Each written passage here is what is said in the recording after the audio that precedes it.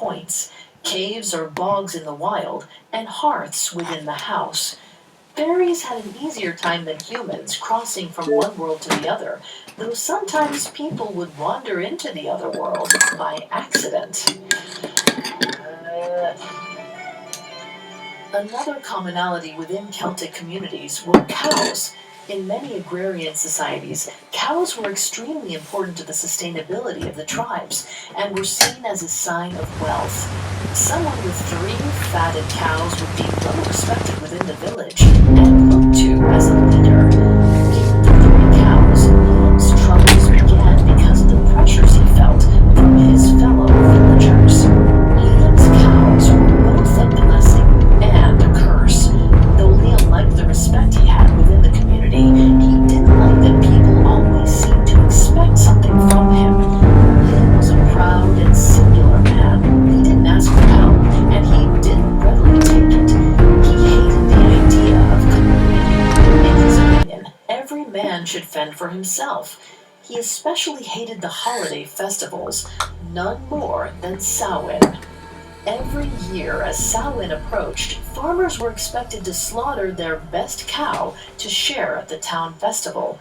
Every year, Liam managed to skirt the responsibility, but Maureen loved the village, and with Samhain 3 days away, she once again tried to convince him to sacrifice one of his cows. Liam always pushed back. Why should I kill one of my lovely cows to feed this whole town? Do any of them help out with milking Facey? Do any of them help with cleaning the barn?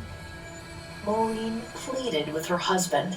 It was only fair. The rest of the village had provided in years past, and even if Liam himself didn't believe in the festival, he should still help out his neighbors.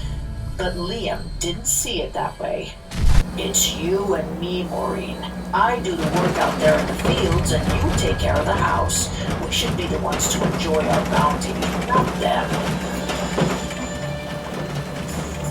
Liam stared at Maureen as she shook her head. You say that like we don't get help around here, Liam. We get plenty of help from you-know-who, Maureen said. Liam sighed. He had hoped to get through a dinner without her incessant talk of fairies. Maureen was a firm believer in the old ways, and she was certain that they had help around the farm from a brownie or 2. Liam was too tired to beat around the bush tonight, and he blurted out, "Just say brownie, Maureen. They're not real. They're not gonna care."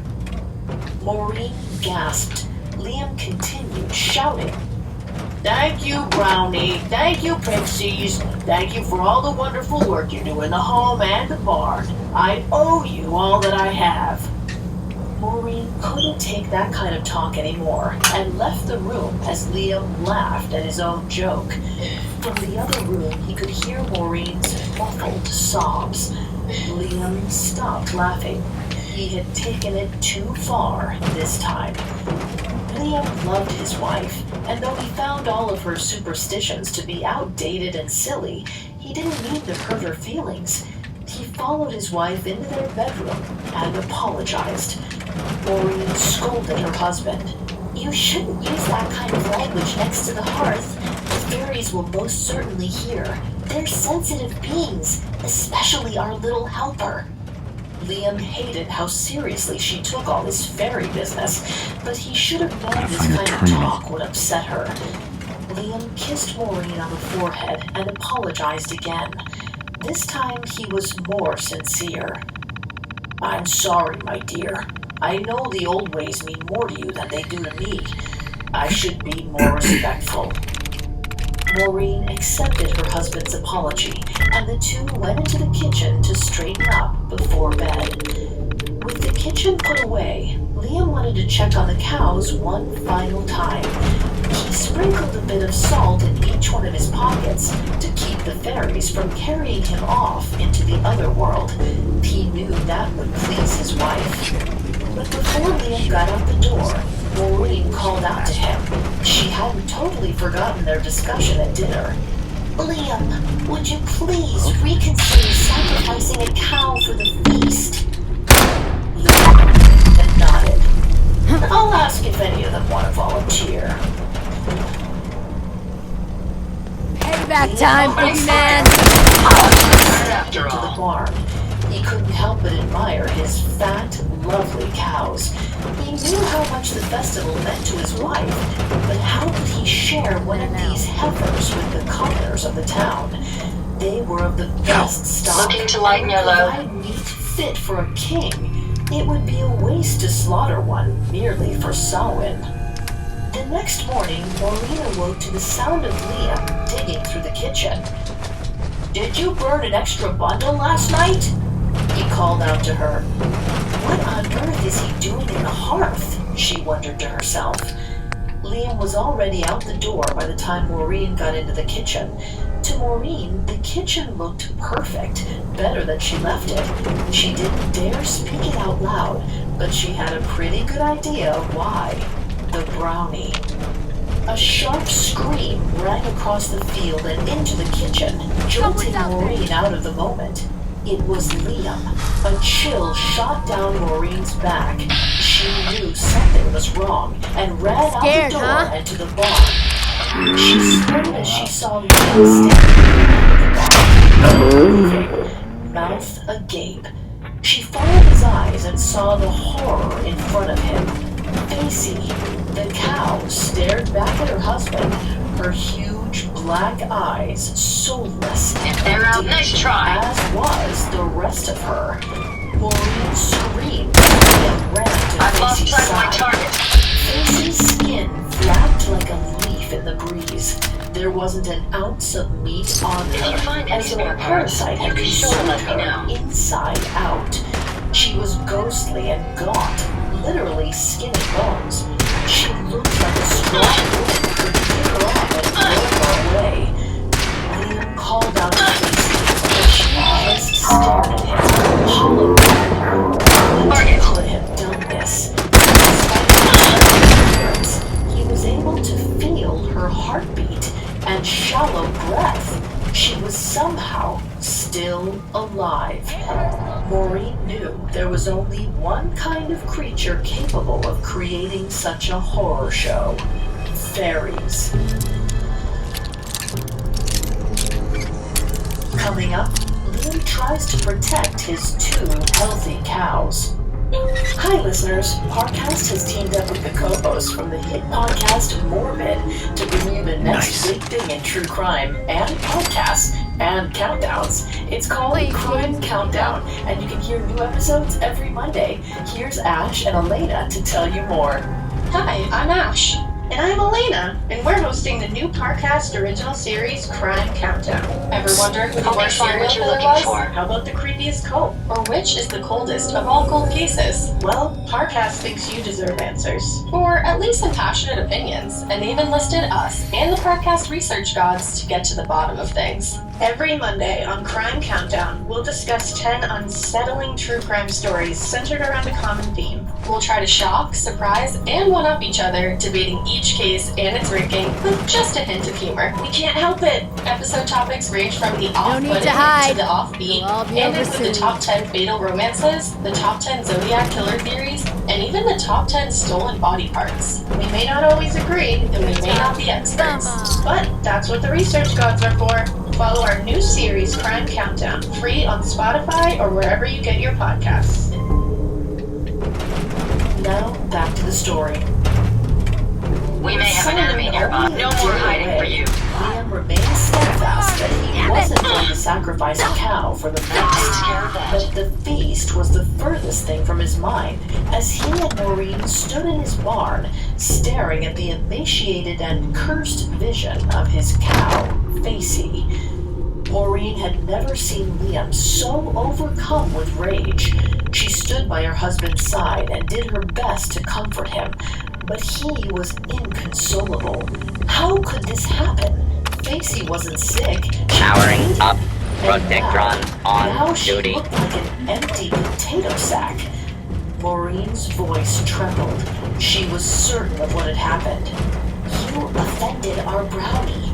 He must be a bad one. This is his revenge.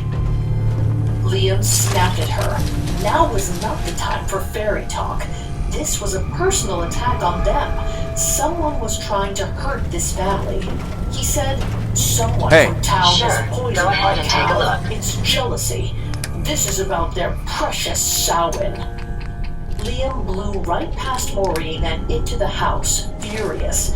She hurried behind him, doing her best to keep up. Liam was already in the bedroom by the time Maureen made it to the kitchen, her mind reeling. A brownie could be mischievous, but rarely did one escalate things to this extreme. She racked her brain. Surely there was something she wasn't thinking of that could sate the fairies. Finally, it popped in her head. Milk. She remembered the stories her grandmother told. The fairies were always appreciative of a treat, so Maureen fetched a bottle and poured out a bowlful in hopes that would do the trick. She sat the bowl down by the hearth, and her eyes were drawn to the sizable pile of ash within. This must have been why Liam asked if she had used an extra bundle. There was certainly more there than she remembered. As she was inspecting the hearth, Liam stomped through the kitchen. He said, "I'm going to the pub. I'll crack every one of their heads until I get an answer." With the milk sat out and her husband gone, Maureen did the only other thing she knew to do. She prayed. That's it. Liam got on his horse and headed for the village, stewing the whole way. They knew he wasn't going to sacrifice one of his cows for the festival. This was somebody's way of doing it for him. It was vengeful, hateful, pure malice. He tried to think of who was capable of such a thing. Was it George? George was always envious of his cows, but George was a coward. There's no way he would risk getting caught poisoning Facey. Hey. Let's take a look at what you've got. Edward was a nasty man, but he hated Samhain as much as Liam did. If anything, Edward would be on his side. But Sean, on the other hand, Sean had been badgering him for years to provide for the feast. He loved all the festivals, helped organize each one. That was it. That was who it had to be. Liam kicked open the door to the village pub and shouted, "Where's Sean?" All eyes went to Liam. His face beat red, a combination of anger and the crisp air. From the back, Sean stood up. "What's the matter, Liam?" Liam marched over to Sean's table and poked him right in the chest. "What did you do to my Facey?" Sean didn't understand. What on earth was Liam talking about?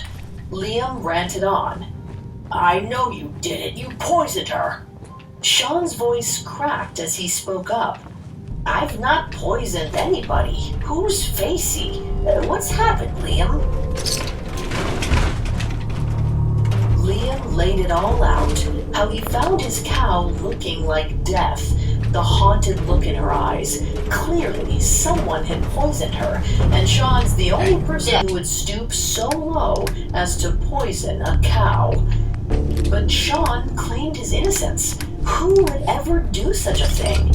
Sure, he wished that Liam would help out with the feast, but he would never do something like this. That was inhumane. Liam took a step back. He couldn't tell if Sean was putting him on or not. He scanned the How may I be of faces in the service? room. All eyes were on him, everyone's face as white If you and find any spare shocked as parts, Sean. you be sure to let me No know. one here seemed to know anything at all. Finally, a raspy voice broke through the silence. "That's not the work of man." Liam immediately knew the voice. It was the old hermit that lived out near the bog. Liam walked over to his perch in the Glad to corner be of of the bar service. and sat down. Liam had never been this close to the hermit before. His wild red hair and jagged face more pronounced than he remembered. The hermit leaned toward Liam. "Skin and bones, you said? Eyes empty and dead?" Liam nodded. The hermit took a deep breath. "That's the work of pixies." Liam's blood boiled again. More fairy talk. The hermit must have been making fun of him. Liam jumped up from the chair. Sean tried to calm Liam. It sounded like his cow was sick, This was a good, honest village. Nobody would do such a thing. But Liam didn't want to hear any of it. He pushed by Sean and made his way to the door. Let this be a warning to you all. Leave my farm alone. I want no part of Samhain or any of you. Sure, go ahead and take a Got on look. his horse and rode back home. It didn't seem possible that no one in town had anything to do with this.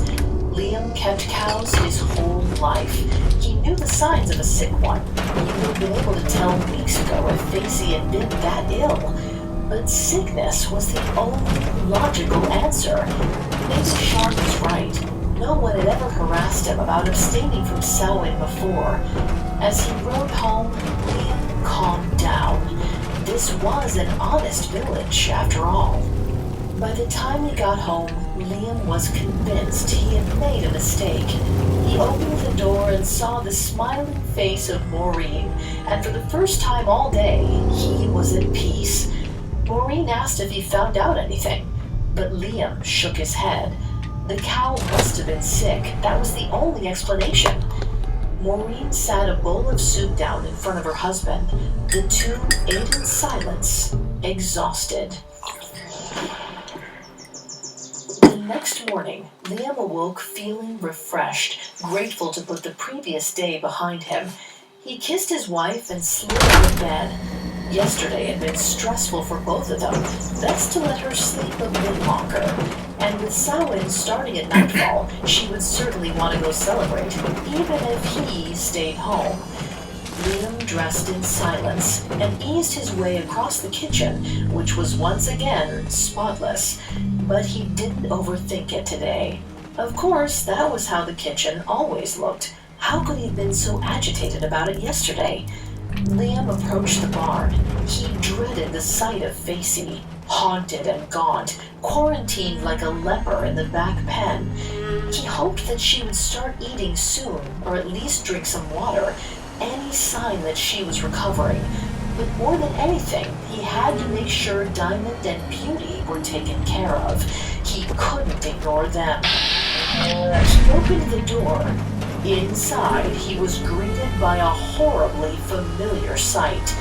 Empty, hanging skin, jagged bones poking out underneath, hollow black eyes. Liam, shocked, tried to make sense of it. How did Facey get out? He looked back to her pen, but Facey was still locked up. His anguish grew as he realized the cow in front of him wasn't Facey at all, but Diamond. Liam cried out as he rushed to her side. He couldn't believe it. It had happened again. A rush of sickness fell over Liam as he turned and gagged. He wiped his mouth, a new panic sinking in. He shot upright. Where was Beauty, his third cow? He rushed to the far side of the barn and breathed a deep sigh of relief. Beauty looked perfectly fine. Whatever had affected the other two hadn't struck her.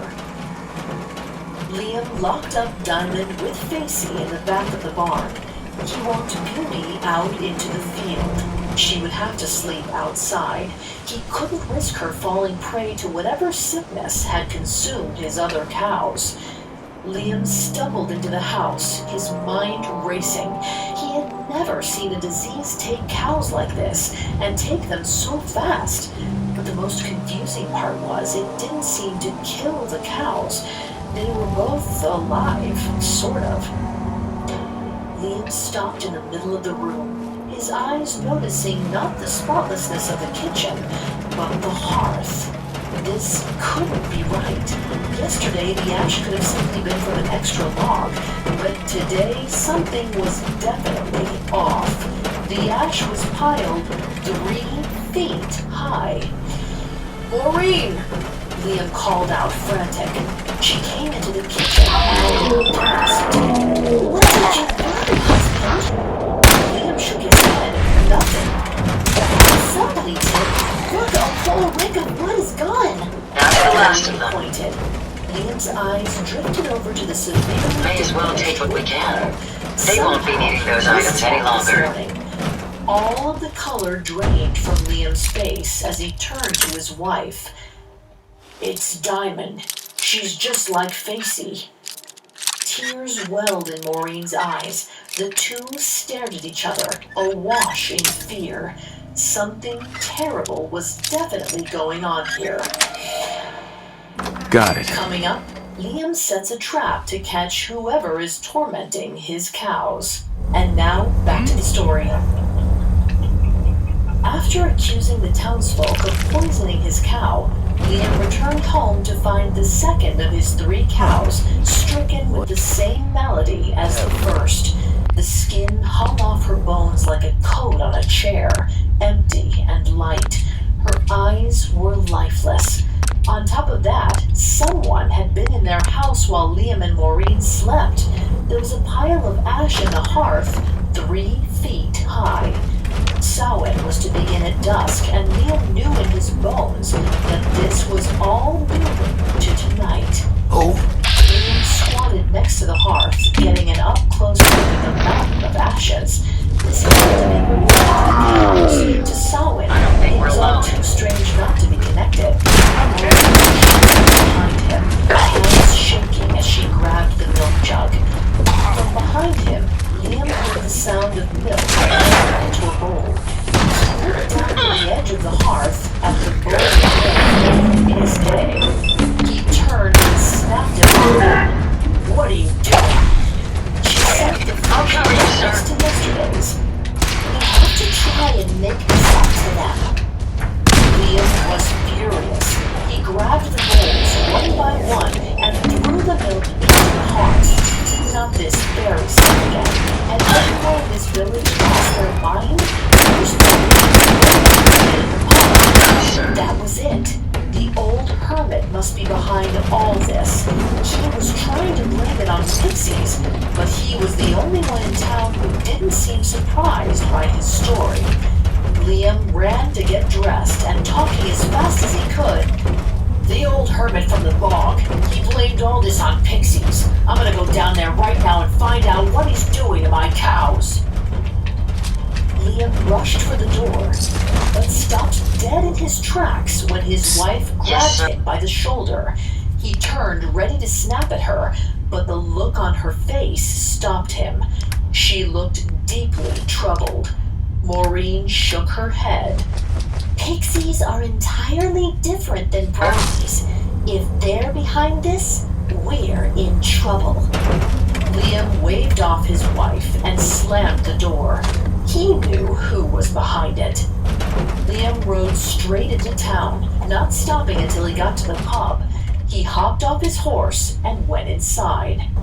Liam found the hermit sitting in the corner, just as he had been the day before. Liam pounded the table. He yelled, "What did you do to my cows?" The hermit looked up at him and frowned. He shook his head. He didn't do anything to Liam's cows. He had no reason to. Before yesterday, he had never spoken to Liam. Happy to help if I Liam can. snarled at him. You think you should have some of my cows, that I owe you a feast at Samhain? You couldn't wait. If I'm not gonna kill one for you, you'll just do it yourself, eh? Stay away from my cows, and stay out of my home. The hermit leaned forward. He celebrated Samhain in his own way. He didn't care what Liam or the rest of the town did, and he certainly wouldn't poison anybody's cows. Besides, the hermit said, I told you what your problem was. Pixies. Liam, at the end of his rope, flipped the table. It crashed to the ground. Not a word was spoken in the pub. He looked every one of them in the eye. He stopped in the middle of the room, his voice dangerously quiet. I don't want to hear any more of this talk about pixies. I'll catch whoever's doing this, and I'll end you. As he rode back, he began to form his plan as to what to do next. He would end this. He had barely gotten through the door when Maureen started in on her husband. She didn't care whether or not he believed in the other world. She said, If it is pixies, they're here for a reason. Pixies don't show up out of nowhere. You've made a deal or a promise with one of them. They're very literal creatures. But Liam was certain of himself. He knew this was the work of that hermit, that he was the one poisoning the cows and sneaking into the house to warm himself by their fire. But Liam had a plan. He was going to catch the hermit in the act. Liam was hell-bent on punishing the hermit, but Maureen tried to convey how serious she was about the Pixies. Samhain was tonight. The veil between the world of humans and the world of fairies would never be thinner. If the problem was Pixies, they needed to get to work defending their house. But Liam would hear none of it. He wasn't going to waste his time scattering salt or hanging iron. He was going to catch the hermit and kill him. Dusk fell over the village, marking the official start of Samhain. Liam ate his supper and then sent Maureen to bed. He was going to hide in the closet and wait for the hermit. The clock ticked away. Minutes turned into hours, but Liam sat silently in the closet, looking out into the kitchen through the crack in the door. He kept his eyes trained on the door that led to his fields. He was going to catch the hermit, or whoever it was that was causing all of this. Nothing. While at first he was kept awake by his own pure rage, his energy waned as the night went on. His concentration began to slip, and he had to bite his own finger just to keep himself awake. Hey. What can I do? His eyes grew heavy. Just as he was thinking hiding in a closet all night wasn't the best idea, something caught his attention. He wasn't sure if his ears were playing tricks on him or not. Liam's ears perked up. Was that Beauty mooing? Yes, he was certain of it. He was going to catch the hermit in the act. Suddenly, the door of the kitchen flung open. Liam couldn't believe what he was seeing. Beauty, his last healthy cow, was being led into the kitchen by her halter. Hundreds, Remind you of brighter days, thousands sir? of little pixies were dragging the cow into the kitchen. They were tiny creatures, each the size of a cricket, but they moved like an army. They had shocks of red hair and beards, with pointy ears, all decked out in green. Liam had never seen anything like them. Fear ran through his body. Fairies were real, after all. The clock kept ticking, but Liam couldn't hear it. His heart raced, terrified. His wife was right. The hermit was right. He couldn't move, completely transfixed by the movements of the tiny creatures.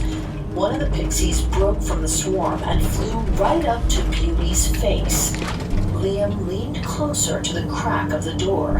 He was careful not to be seen, but he had to know what was going on. The pixie pulled back a tiny arrow and sent one shot directly into the cow's forehead. The cow dropped on the spot.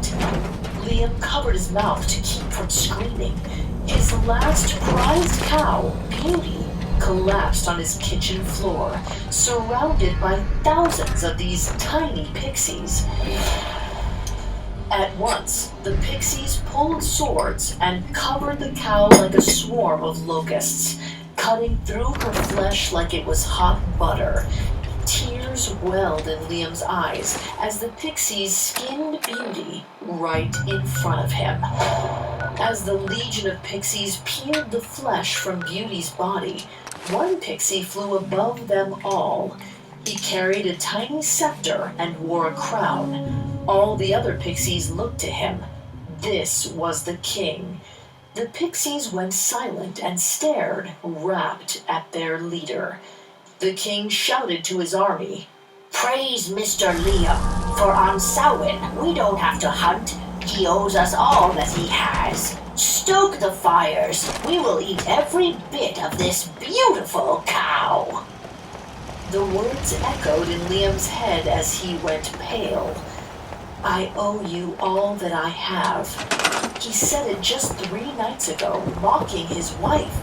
The pixies must have heard him, and being the literal creatures that they were, they took him up on his offer. Liam watched in horror as a second group of pixies entered, carrying a fresh bundle of wood for the hearth. They stacked the wood high, creating a wicked-looking fire. The pixies dug their knives into Beauty's muscles and ripped the meat clean Looking to off lighten your the load. bone. First the face, then the chest, the legs, the rump. Then the pixies moved inside the cow, cutting out the heart, the lungs, the stomach, and finally the liver. Soon the cow was nothing more than a bloody skeleton, as hunks of red meat flew around the room. The pixies threw the flesh into a pot, boiling it and grilling it as soon as it was cut from the cow. The pixies didn't even let the meat cool, consuming it fresh from the flames. They then tossed the bones into one big pile as they tore through Beauty. The king pixie once again spoke up. Be careful, we can't have any broken bones. The horror went on for hours, Liam never able to look away. The pixies ate the whole cow, leaving not one morsel of beef. After finally finishing their feast, the pixies pulled the bones from the pile and began to toss them around. They played games with the bones. Catch, sword fighting. They built a seesaw, rocking back and forth on the bones of Liam's beloved cow. Liam watched in horror as a bone flew out of a pixie's hand. It hit the ground and rolled right in front of the closet. He was going to be discovered. Without thinking, Liam shot his hand out of the door and grabbed the bone, pulling it in before anyone could spot it. The pixie that lost the bone scanned the floor, searching for the tiny piece. Liam held his breath, terrified. The pixie continued to search for the lost bone. "Gather the bones!" the king pixie called out as dawn began to break. All of the pixies flew around the room, scooping up the bones at hand. With the same speed and efficiency that they took the cow apart, the pixies went to work reassembling Beauty's skeleton. In a flash, the whole frame of Beauty was standing in front of Liam. The pixies grabbed Beauty's pelt and dragged it across her frame, pulling her skin tightly into place. The king pixie flew high and tapped his scepter on Beauty's empty face. Beauty mooed back to life, a meatless, undead existence. The pixies dragged Beauty back out on her halter, singing as they went. But Beauty had a hitch in her walk. Something was missing. Liam looked down at the bone in his hand, the missing piece of his precious cow. Thank you for the feast, Liam. They called out. Liam's eyes drifted back up. A rooster called in the distance. As the cock crew, away they flew. Whether Liam wanted to or not, he had provided a feast for someone. Liam slunk out of the closet, broken and tired. His whole body shook. His eyes were empty and haunted. Liam fell into bed as the sun came up, and as he faded away, he thought, I wish I would have fed her to the village instead. While this version of the story comes from the Celtic oral tradition, similar versions of the story are known all across Europe. Italian, Irish, German, Swiss, and Scandinavian folk stories all have accounts that closely resembled the Celtic story of the three cows. Stories featuring resurrected animal skeletons appeared from as far away as India. The oldest version of the story might be the Eddaic legend of Thor, wherein after a long night of traveling, Thor killed one of the goats that pulled his cart, ate it, and in the morning struck the bones with his hammer, bringing it back to life. That one is a bit cheerier than the version you heard today, but the bones of the story are the same.